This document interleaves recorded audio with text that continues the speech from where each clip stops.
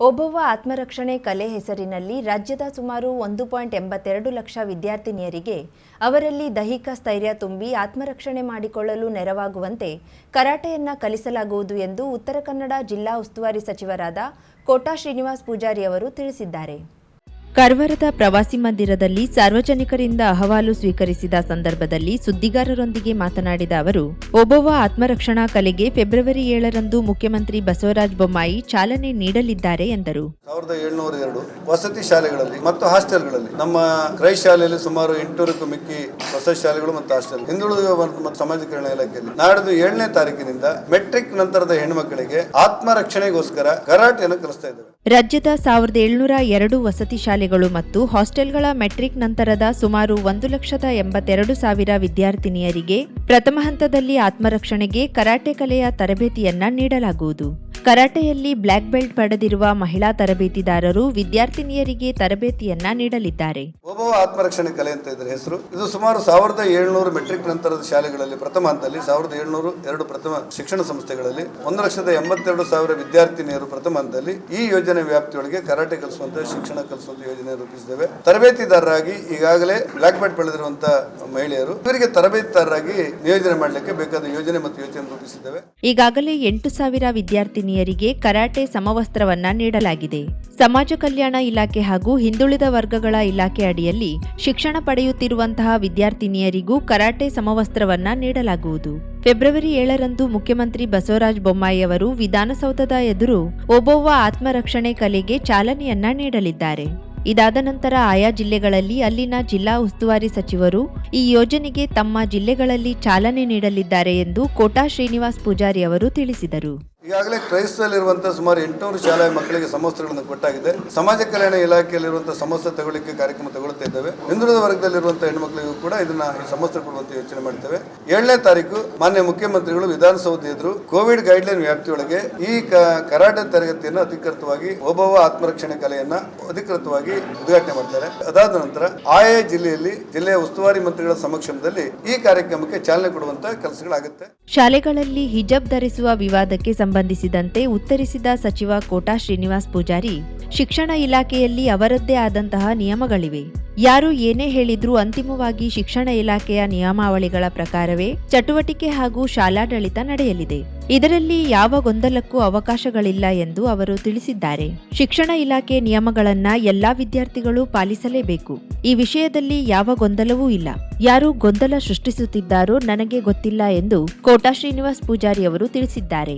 ಶಿಕ್ಷಣ ಇಲಾಖೆಯಲ್ಲಿ ಅವರದ್ದೇ ಆದಂತಹ ನಿಯಮ ಇದೆ. ಅಂತಿಮವಾಗಿ ಯಾರು ಏನೇ ಹೇಳಿದ್ರು ಕೂಡ ಶಿಕ್ಷಣ ಇಲಾಖೆಯ ಕಾರ್ಯವ್ಯಾಪ್ತಿಯಲ್ಲಿರುವಂತಹ ನಿಯಮಗಳ ಪ್ರಕಾರ ಚಟುವಟಿಕೆಗಳು ಮತ್ತು ಆಡಳಿತ ನಡೆಯುತ್ತೆ. ಯಾವ ಗೊಂದಲಕ್ಕೂ ಅವಕಾಶಗಳಿಲ್ಲ. ಶಿಕ್ಷಣ ಇಲಾಖೆಯಲ್ಲಿ ಒಂದು ನಿಯಮ ಇದೆ. ಆ ಶಿಕ್ಷಣ ಇಲಾಖೆ ನಿಯಮವನ್ನು ಎಲ್ಲರೂ ಕಡ್ಡಾಯವಾಗಿ ಪಾಲಿಸತಕ್ಕದ್ದು.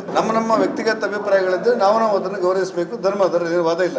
ಆದ್ರೆ ಶಿಕ್ಷಣ ಇಲಾಖೆ ಸರ್ಕಾರದ ನಿಯಮವನ್ನು ಸರ್ವರು ಪಾಲಿಸಬೇಕು ಅನ್ನೋದು ವ್ಯವಸ್ಥೆಯಲ್ಲಿರುವಂತಹ ನಿಯಮ. ಕೋರ್ಟಿಗೆ ಯಾರಾದ್ರೂ ಹೋಗಿದ್ರೆ ಅವ್ರ ಹಕ್ಕು ನಾವು ಯಾರು ಪ್ರಶ್ನೆ ಮಾಡುದಿಲ್ಲ. ಕೋರ್ಟ್ ಏನ್ ಹೇಳುತ್ತೆ ಮತ್ತೆ ನೋಡೋಣ.